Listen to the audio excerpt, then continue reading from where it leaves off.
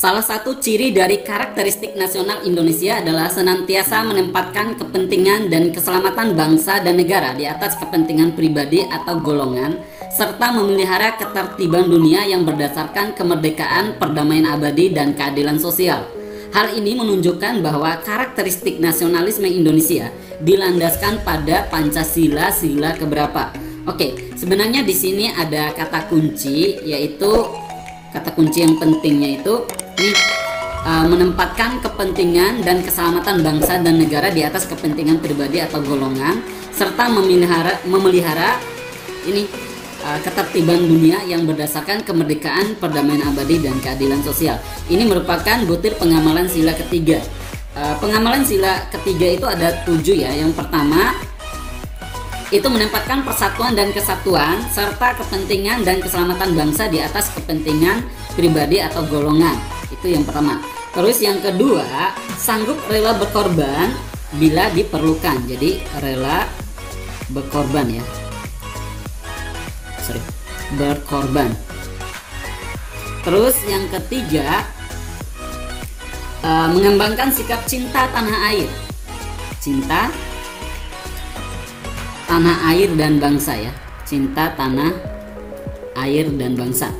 Terus yang keempat, bangga berbangsa dan bertanah air Indonesia. Jadi bangga akan bangsa dan tanah air Indonesia ya. Terus yang kelima, ikut memelihara ketertiban dunia ya, ikut menjaga ketertiban dunia. Terus yang keenam, memajukan persatuan berdasar Bhinneka Tunggal Ika. Jadi persatuan berdasar Bhinneka Tunggal Ika. Terus yang ketujuh, memajukan pergaulan demi persatuan dan kesatuan bangsa ya. Jadi pergaulan demi persatuan dan kesatuan bangsa. Oke, jadi ada 7 ini ya. Perjuangan para pejuang bangsa dalam mengusulkan dan menjadikan Pancasila sebagai dasar negara membutuhkan sikap pengorbanan yang tinggi. Kita sebagai generasi penerus bangsa berkedudukan sebagai warga negara. Salah satu kewajiban kita ini terhadap Pancasila adalah jadi dulu para pejuang bangsa itu udah banyak berkorban ya demi memikirkan kehidupan negara yang akan segera merdeka ya, yaitu dengan menyusun dasar negara yaitu Pancasila. Nah, kewajiban kita sebagai generasi bangsa yang berkedudukan sebagai warga negara adalah melestarikan Pancasila ya. Nah, melestarikan ini bisa meliputi mempelajari, mengamalkan serta mempertahankan nilai-nilai Pancasila dalam kehidupan berbangsa dan bernegara ya. Sehingga pilihan yang tepat adalah yang C. Oke, yang C ya. Beni berkeinginan kuat untuk menjadi anggota DPR.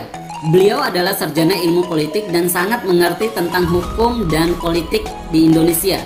Berdasarkan pasal 19 ayat 1 Undang-Undang Dasar 1945, Beni dapat menjadi anggota DPR akan dipilih melalui A. Peraturan MPR, mungkin ini maksudnya TAP MPR ya, ketetapan MPR mungkin ya.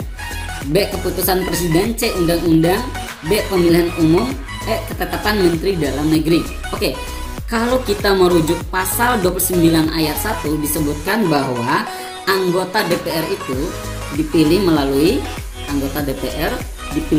pemilihan umum ya. Jadi dipilih melalui pemilu tanpa terkecuali, sekalipun ia sarjana ilmu politik, sekalipun juga ia adalah orang yang cukup cerdas, tetap dipilih melalui pemilu karena itu adalah amanat konstitusi negara ya. Konstitusi negara kita Undang-Undang Dasar 1945 ya. Oke, pilihan yang tepat adalah yang ini ya, yang D. Oke, yang D.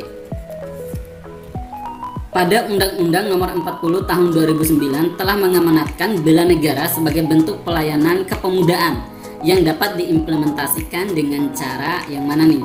A. Peningkatan dan perluasan memperoleh peluang kerja sesuai potensi dan keahlian yang dimiliki. B. Kemudahan dalam mendapatkan pendidikan dan pertukaran pelajar ke luar negeri. C. Perluasan kemampuan dalam bidang iptek. D. Keikutsertaan dan partisipasi aktif dalam organisasi-organisasi internasional dan pelatihan kepemimpinan bagi pemuda. E. Pemberian pelatihan soft skill dan perluasan kesempatan kerja ke dalam dan ke luar negeri. Oke, Undang-Undang Nomor 40 Tahun 2009 ini tentang kepemudaan ya. Dalam undang-undang ini pemuda yang dimaksud adalah yang berumur 16 tahun hingga 30 tahun. Definisi pemuda dalam undang-undang ini. Adapun tujuan dibentuknya undang-undang ini adalah untuk menjamin pemuda dalam mengembangkan potensi, terus kapasitas diri, termasuk aktualisasi diri dan cita-cita. Jadi aktualisasi diri dan cita-cita guna mendapatkan kesempatan termasuk bekerja dan keikutsertaan dalam berbagai aktivitas yang produktif ya. Selain itu juga, ini yang pertama ya, selain itu juga ditujukan untuk memberikan jaminan perlindungan dan kepastian hukum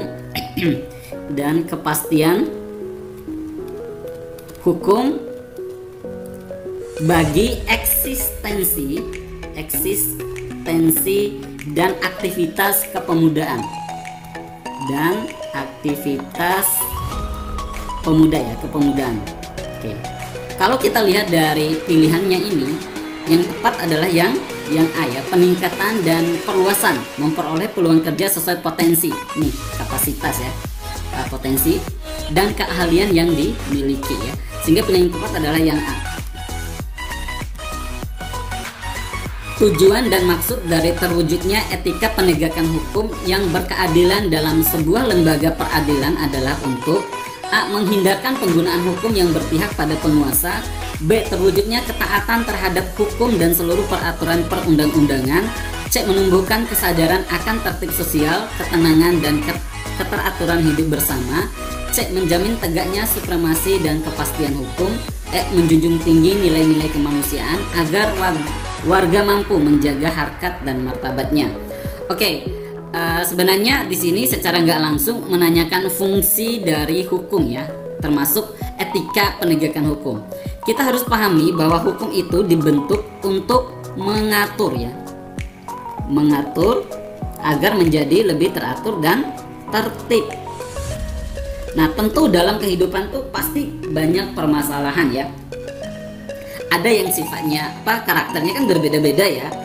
Ada yang tertib, nggak tertib gitu ya. Maka dibutuhkan hukum untuk mengatur keteraturan dalam hidup bersama ya. Jadi pilihan yang tepat harusnya yang C, menumbuhkan kesadaran akan tertib sosial, ketenangan dan keteraturan hidup bersama. Oke, pilihan yang tepat adalah yang C ya.